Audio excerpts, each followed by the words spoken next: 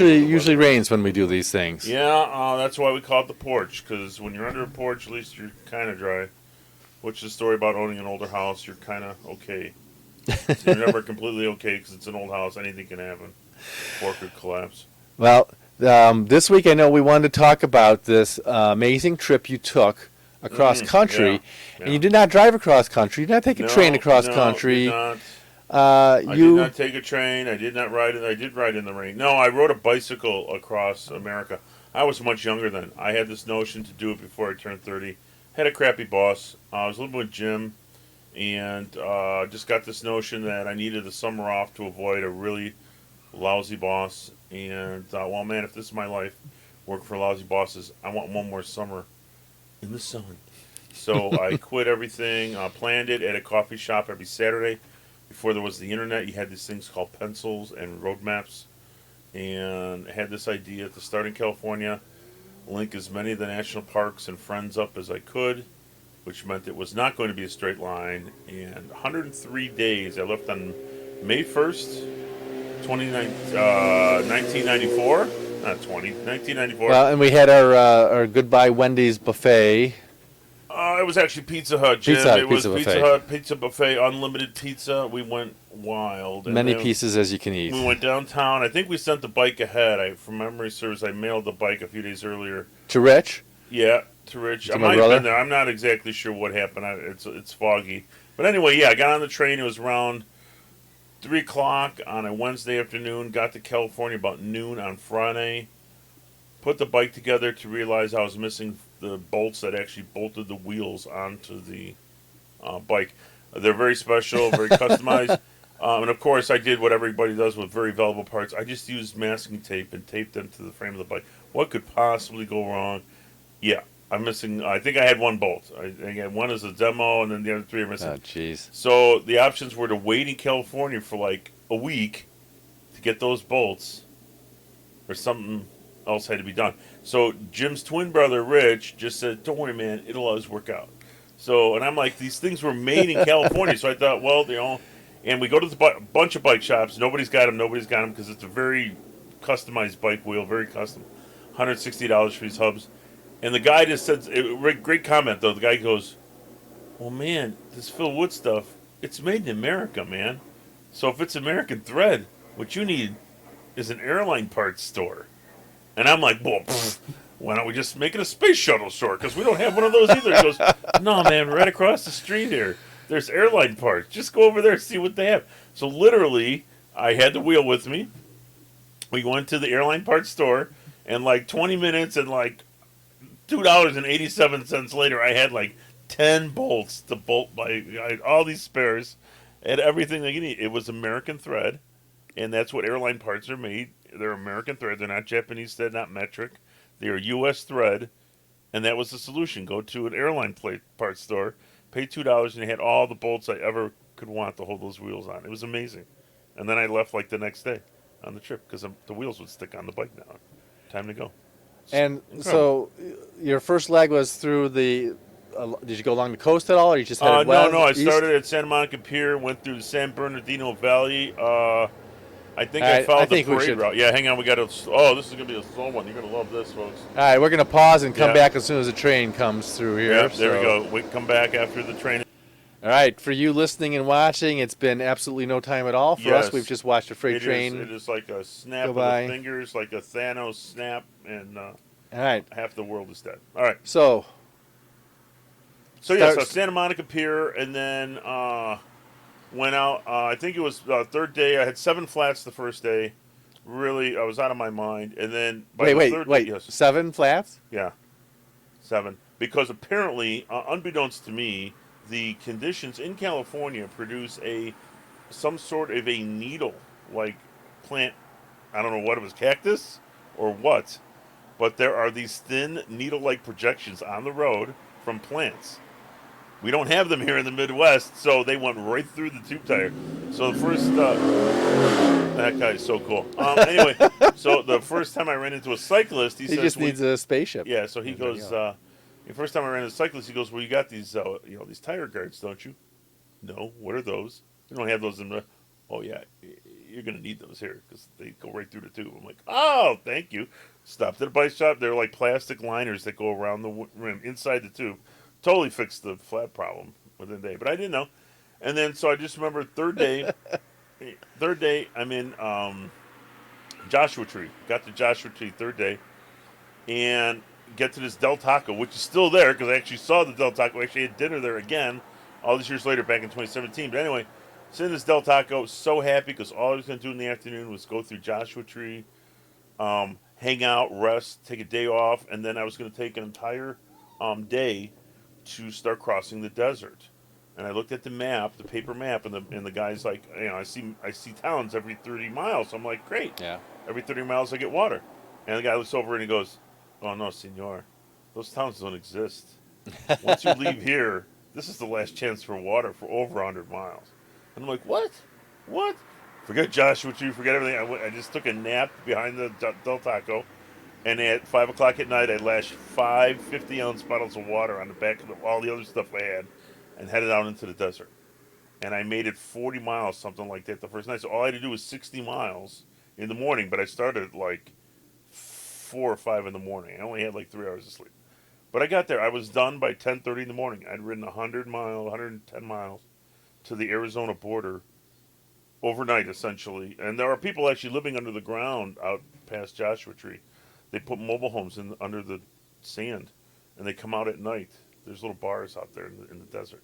So they sleep during the day. Yeah, it's way too hot to be out, so they come out at night. They're like night crawlers or whatever. It's like Tatooine or something. Yeah, and they were serving hot dogs and beer. So I just kind of went in there, had a hot dog. Did not have the beer. They gave me a free soda because I pedaled my bike there. Oh, nobody does that, man. So yeah, You're so, alive. Yeah, that's no one how does it it started. live. So that was basically the first 5 days of the trip. Eventually, I ended up potato chipping a wheel in Arizona. What's potato chipping a wheel? When you break, there's undue stress on your bike wheel. It'll you break a couple spokes, and if there's heavy load on the bike wheel, it just craters like a potato chip. Your bike tire looks like your wheel looks like a Pringles potato chip. There's no coming back from that. That it's done. Oh, this is the one where Rich had to bring Yes. the new wheel out to you. Right. So I had a slight crack in the rim in Lake Havasu City. Got that replaced, and the guy only had a racing bicycle wheel. And I was like, brother, I got like 60 pounds of gear on the back of this, plus me. This is real danger. You'll be fine. Just try not to hit anything solid. Oh, okay. So I get to Truxton, Arizona, and I was heading. It was a nice, beautiful day to ride, and I hit something and Solid. The wheel just. I looked down. Oh, that's not good. I'm in the middle of nowhere. Cannot ride the bicycle. So I did. The only thing I could do was I just pushed everything into the culvert, put some bushes over the top, took my handlebar bag and the things that had my wallet and my money, and started walking. And these drunk Indians who were heading to Truxton, which was the county seat where the Indians can get their monthly check, they put me in the back of a pickup truck and drove me to Truxton. These God-fearing Christians ran the gas station there, and they basically said, I said, yeah, I've been in, my bicycle, the wheel, it's done. The guy's like, well, we got some parts here. You want to try? And I said, maybe I can try to fix it. Where's your bicycle? I said, well, I left it out. Probably 7-8 miles from here under some bushes. We got to go get it, man. Them Indians will take all your stuff. So we drove out there, got the bicycle. And again, before the internet, before cell phones, there was a right on Route 66. There's a little diner. Went in there, have a soda. I'm going to call Rich.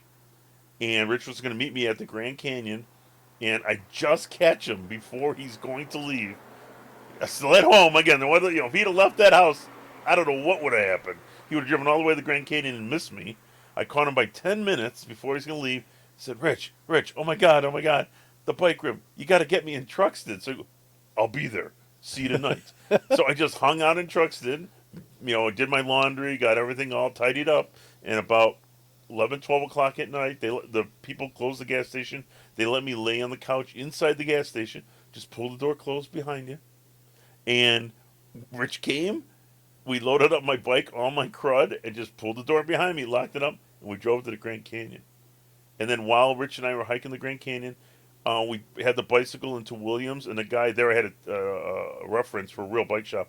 They built me a real wheel. So while I'm hiking the Grand Canyon, I had a real touring wheel to come back to. Now, but there's a It's story incredible. in the Grand Canyon too. I mean, I remember. Yes. So this, anytime you hear about the Grand Canyon, they give you a little warning about because we're camping down there. Right? You have to go through this indoctrination.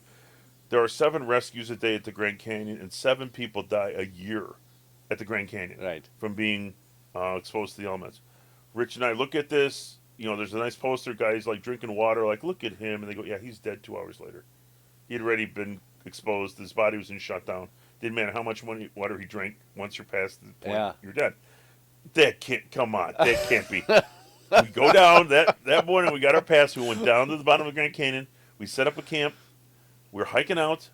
We must have. I'm not kidding you. We must have walked 3 miles at the bottom, and there is a water stop on your way before Right. you come up to. What was it? What's the main path there? The Bright Angel Trail. Bright Angel, right? I think. And so I felt great during the 3 mile hike. You're a little sore from the way down. I had a pile of water. I must have drank 2 gallons. I'm like, hey, feeling great, Rich. Yep, feeling great. We got all the water we need. Totally topped off. Let's go. How tough could this be? It was real tough. It got to the point where we'd hike an hour, rest for 15 minutes, then hike for 50 minutes, rest for 20. Hike for 45, rest for 25. Walk for half an hour, rest for half an hour. Then walk for 20, rest for 40. It got to the point where we're inverted. We're walking for 10, resting for 45 at the end. And we're almost crawling on our way to the top. We are roasting every step. It got hotter and hotter and hotter. Oh, And- we did the same thing a few years ago, and it's people crazy how start hot it coming gets. the other way. They're coming down in sandals and flip flops with Dixie cups full of water, and we're looking at them like, "Ugh, we didn't need water." We're like, "It doesn't matter. We're done. We're cooked. We've been walking through an oven." What's wrong with you guys? You guys weak? You guys sissies? What's your problem? So we get spit out at the top. We survive it. Now somebody has to go to get the car. Because the car is at the other entrance. Because you came up a different trail and you went down. Yes. Oh, jeez. So we have flip a coin. Rich, I guess he won. I thought I won. I don't know. I thought winning meant I didn't have to walk anymore. I'll just sit here under this tree. Rich got to walk. He got people picked him up. They gave him a ride. He got to drive. He was using his legs. He came back. I've been laying there for 40 minutes. I couldn't stand up. They had to get like other people. There was 3 or 4 of us to help me get off the ground. My legs were useless.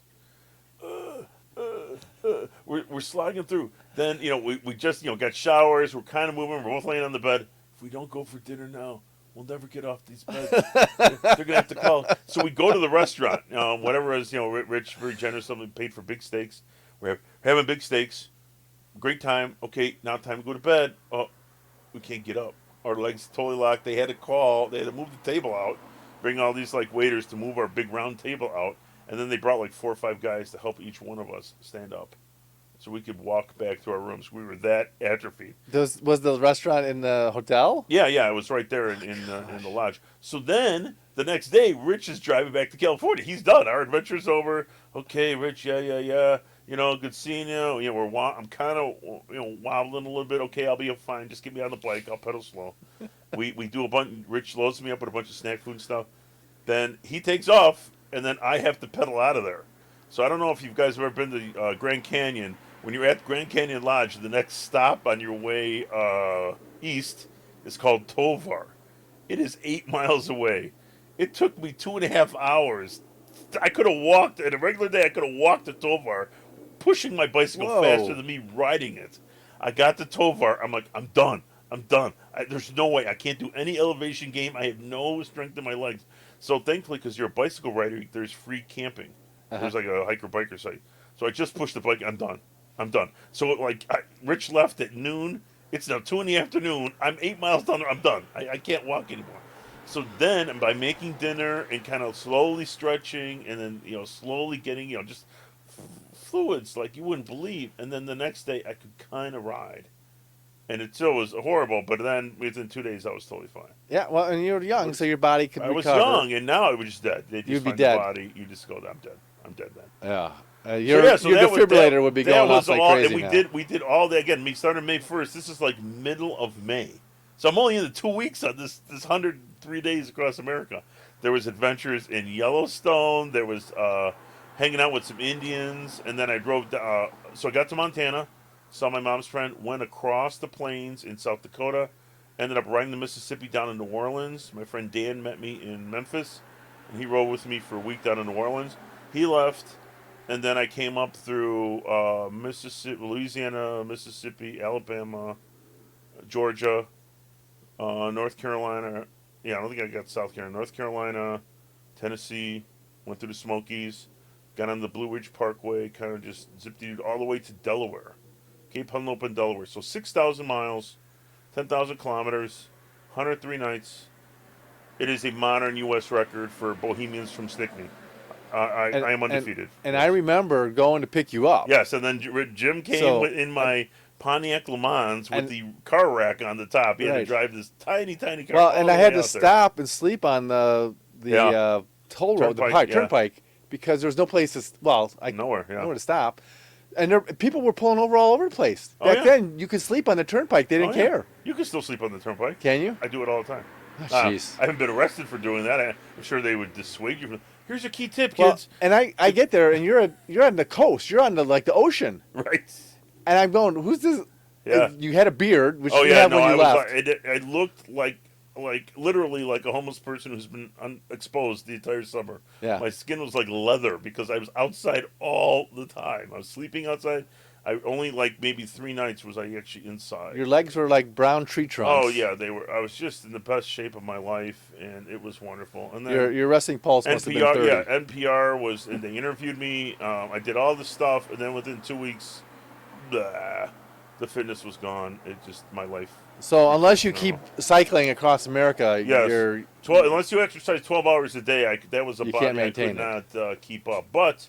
Yeah, so Jim came out. We got all-you-can-eat crab legs. I did promise him that. It was about $22. I remember that. Worth it. And then we went out to some museums, too. Smithsonian or something. We did a museum day. Oh, man, we ate so many crab legs. Yeah, they lost some money that day. That was a lot of crab. Oh, that was so good. And, but it also set up my life. For the rest of my life, I always be the guy who rode the bicycle. So I have this cousin. He lives in Allentown, Pennsylvania. Saw him, 10 years ago. And we went out for a bunch of beers, and too many beers probably, and he's a little under the weather, and he's kind of said, you're famous, man, because you went. He said, do you know how many guys talk about riding a bicycle across America? You just did it. You made your statement, I'm doing this, and then within a couple weeks, you were gone. You were doing it. Everybody dreams, something comes up, life comes up, things happen, and I said, I always live every day like this, and so I thought at the time, okay, I'm going to do this bike trip. I'm going to come back, get a regular job, get a wife, get the kids, be totally normal, but then I'll just be the normal guy with the bike trip story. And then that never happened. The normal never happened. So then the bike trip ended up taking me to Kilimanjaro, to climb Kilimanjaro, where I believe still I'm the fattest man ever to summit Kilimanjaro.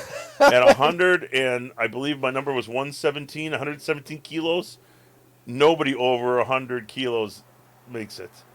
My guy, it is. I did not know that. Brutal. It is brutally hard. High altitude on large people. Well, I know they've got those sleeping COVID. Bags that they pump the oxygen into. For Yeah, the it's people like that. And I was near death. I was hallucinating there too. But that's a story for another day. But yes, the bicycle trip, and I really, after I did 2 or 3 more bicycle vacations, but then by 2016 I was done. I really haven't ridden a bicycle since 1996. I have not really ridden a bicycle since 1996. And then it's still here, though. It's in the garage. You went and you wrote down your adventures in a book. I did. It's called 100 Nights, A Crossing of America. When you travel across America by yourself, that was also the summer of Forrest Gump. So when I got to Kentucky, everyone's, they hear the story, see the bicycle, like, you're just like Forrest Gump. And I thought he was a local hero. I said, this might be like Daniel Boone. You don't want to offend anybody. Just go, Forrest Gump, whoever that guy is. Yeah, no, nothing about. That was also the summer of OJ. So I was in Iowa when the Bronco chase happened. So these farmers are like, there was this football player, killed his wife. Then he's in a Bronco, and he's chasing. I want to watch NBA finals. He was acquitted of the murder of his wife. You can't say that. And so these guys kept saying he was a quarterback, and I'm like, how many black quarterbacks are there in the NFL? Like what? Like Warren Moon? And then find out it's OJ. You're like, he's not a quarterback. He's a running. Don't matter to me, man. My crops are coming up. This is Iowa. They ain't messing with my crops. I'll kill them. I'll kill him right here, right dead in the ground. So yeah, I had this. So I have this travel lust, and I guess the issue was there were some crazy times out there, but I never doubted my ability to pull that off, and I didn't know how long it was going to take. I mean, nobody at that point, nobody had done the route that I had done. There's actually the Cookie Lady of Afton, Virginia. So I'm on the Blue Ridge Parkway, and this guy's the Rangers are telling me, "You got to go see the Cookie Lady. Go see the Cookie Lady." I'm like, "What are these guys talking about?" And it turns out that in 1976, when they established the Trans-America Bicycle Route from Washington D.C. to Seattle, Washington, there was this woman. Her dad owned a gas station in Afton, Virginia. And they said in the guidebook that you would buy to do this trip for the bicentennial, get off in Afton. There's a very nice grocery store. You'll get a lot of snacks. And what they didn't know was that right before the tour started, the store closed. So these people are coming off the Blue Ridge Parkway. So when you're on a mountain pass, basically you're really saying something by leaving the path, by going down the mountain, because you got to go up the mountain. So these people were going down off the mountain to look for snacks that weren't there. So this June, I can't remember her last name, started making cookies because every day there'd be like 50 people showing up looking for snacks and they weren't there. So she became known as the Cookie Lady. And then people started purposely coming off the mountain just to meet her.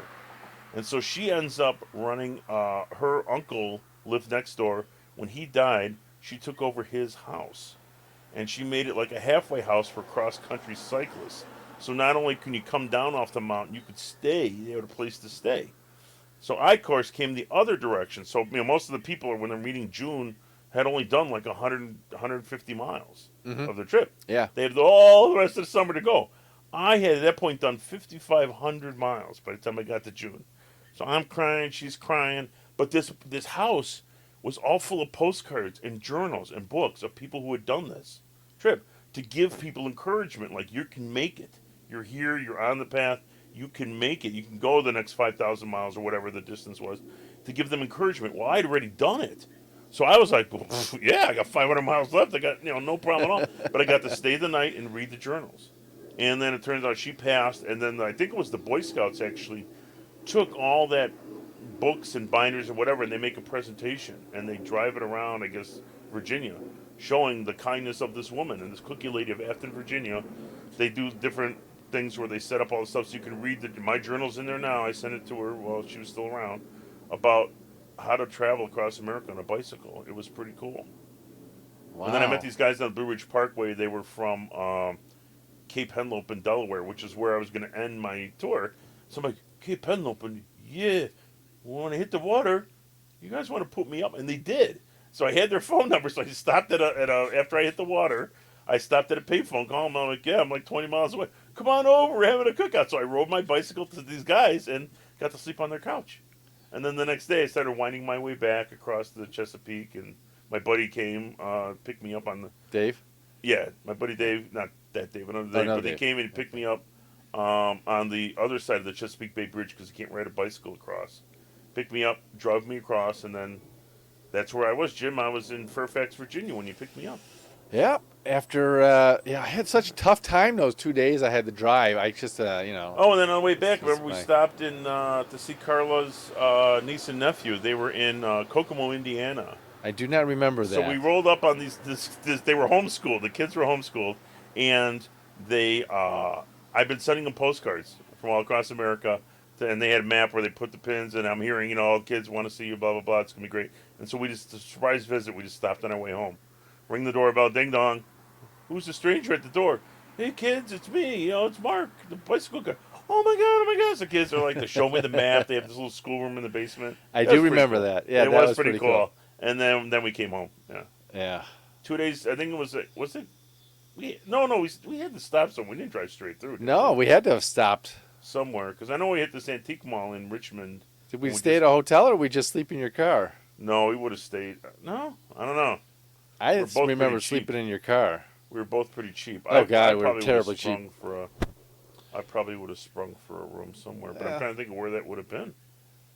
Maybe we left really dirt early, because it's only 11 hours. Maybe if we split the drive, it's only 6 hours apiece. We might have driven straight through. I'll have to check your journals and see.